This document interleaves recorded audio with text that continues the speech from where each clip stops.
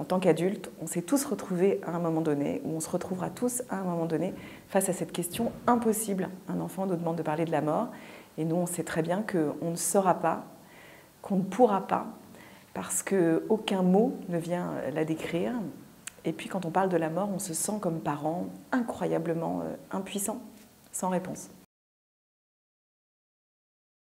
Il faut reconnaître dès le début, avec beaucoup d'humilité, qu'on ne sera pas à la hauteur et que tout ce qu'on va dire va en fait piétiner nos promesses de parents. Les promesses de parents, c'est quoi? C'est à chaque fois qu'on dit à nos enfants « t'inquiète pas, tout ira bien, t'inquiète pas, je serai toujours là pour te protéger, ne t'en fais pas, il y a une justice dans le monde ». En fait, on sait très bien de notre expérience d'adulte que ce n'est pas comme ça que les choses se passent et que dans la vie, il y a des deuils qu'il va falloir faire, des deuils de personnes, mais aussi parfois le deuil de nos certitudes, le deuil de nos idées, le deuil de nos amours, le deuil de nos convictions.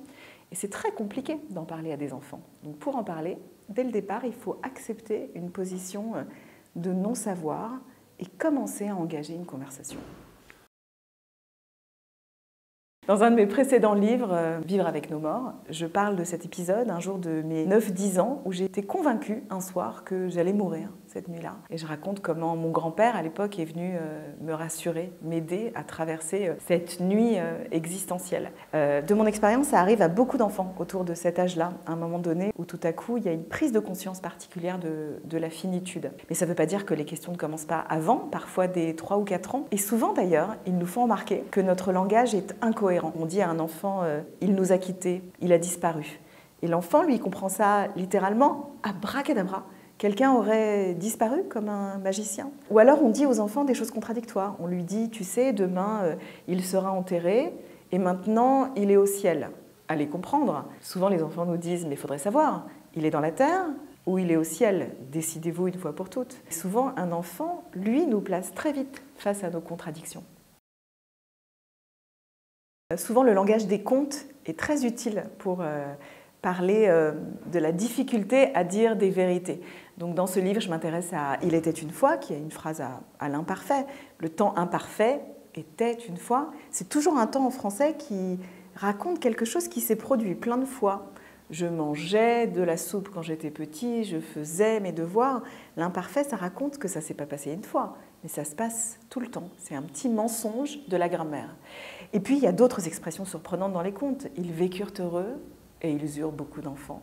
Qu'est-ce qu'elle veut dire, cette phrase? Elle suggère, en filigrane, que les héros des livres ne meurent jamais. Imaginez si on écrivait à la fin d'un conte « Ils vécurent heureux, ils eurent beaucoup d'enfants et ils tombèrent malades et finalement ils moururent comme tout le monde ». Ça passerait peut-être moins bien, quoique peut-être que c'est exactement ça que les enfants attendraient comme fin. C'est toujours avec des histoires qu'on grandit, mais pour vraiment bien grandir, je crois qu'il faut pouvoir raconter des histoires et questionner des histoires, interroger le langage autour de nous.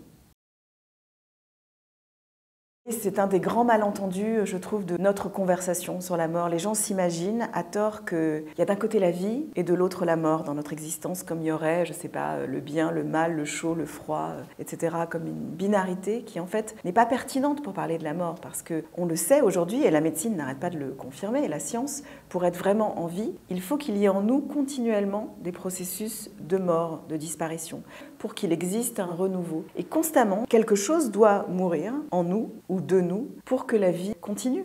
Et cette image, elle peut sembler effrayante, mais quand tout à coup, on accepte que c'est la condition de la vie, c'est-à-dire que la vie n'est pas le contraire de la mort, mais la vie, c'est ce qui compose avec la mort, ce qui sculpte quelque chose avec la mort. Quand j'étais enfant, c'était très très clair dans ma famille que non seulement on ne devait pas en parler, on ne devait pas me la montrer, mais surtout je n'avais surtout pas le droit d'entrer dans un cimetière. C'était un tabou très important qui est souvent présent dans de nombreuses familles juives d'origine ashkénaze où la mort a beaucoup frappé des générations passées. Il y a un interdit suprême. Il n'y a jamais une réponse évidente à cela. Est-ce que les enfants doivent aller au cimetière ou à la cérémonie? Dans certaines familles, c'est une évidence et je le recommanderais. Et dans d'autres, beaucoup moins. Moi, aujourd'hui, par mon métier, je passe beaucoup de temps dans les cimetières à accompagner des gens endeuillés. Et à chaque fois que je me retrouve dans un cimetière ou une cérémonie funéraire, je me demande de quelle manière le fait d'y aller a à voir avec le fait qu'on m'a empêché d'y aller lorsque j'étais enfant. Et la marelle, c'est un jeu très spirituel, voire même très religieux. Quand on y réfléchit, on dessine à la craie la terre sur laquelle on se trouve, et puis le ciel qu'on aspire à atteindre. Et entre les deux, il y a des cases, mais on ne peut y marcher qu'à cloche-pied. C'est-à-dire qu'on est conscient que dans ce chemin, en aller-retour entre le sol et la voûte céleste, eh ben, on ne sera pas complètement en équilibre. On fera des allers-retours dans un état d'instabilité.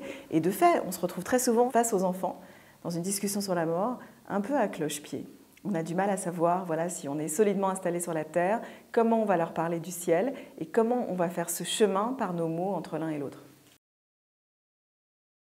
En enterrement où je suis allée un jour, et une petite fille, en hommage à sa grand-mère, a décidé de lire la recette de son gâteau au chocolat. Et j'ai trouvé qu'il n'y avait pas plus beau discours que celui-là au monde, que de se tenir devant le cercueil de sa grand-mère pour dire 4 œufs, 250 grammes de farine, 200 grammes de sucre. La recette d'une vie réussie, c'est comme une recette de gâteau. Ça se transmet, il y a quelque chose qui laisse des traces à tout jamais, et plus que des traces, qui laisse un goût pour toujours dans la bouche, sur la langue, dans la vie des gens qui vous ont connu.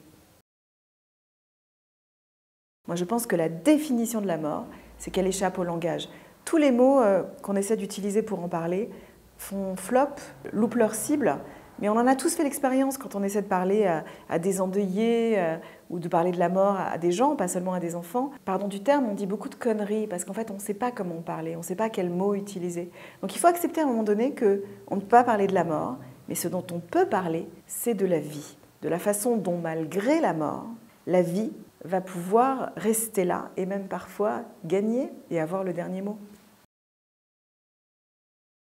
Je crois que mon rêve, enfin de ce à quoi j'aspire dans l'écriture de ce livre, c'est que dans certaines familles, quand la mort frappe et quand le deuil est là, des parents puissent décider de lire chaque soir un chapitre à leurs enfants. Un peu comme on lit parfois des livres d'aventure ou des épopées, je sais pas, ou de la mythologie, de se dire voilà, chaque soir pendant ce deuil, on va lire un chapitre et en parler ensemble.